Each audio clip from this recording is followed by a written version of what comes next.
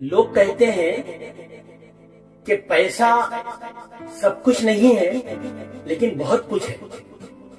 दोस्तों, मैं इससे बरक से एक बात कहता हूँ कि पैसा बहुत कुछ हो सकता है, लेकिन सब कुछ नहीं है।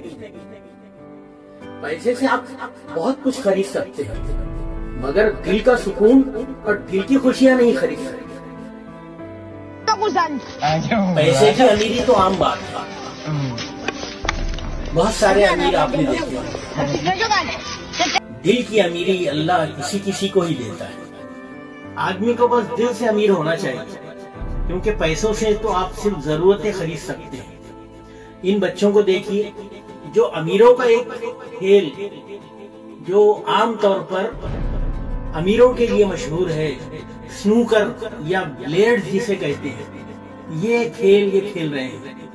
लेकिन इनका दिल का सुकून और इनके चेहरे की खुशियों को देखिए, आपको अंदाजा हो जाएगा कि पैसे वाले अमीर लोग इनसे बहुत पीछे हैं।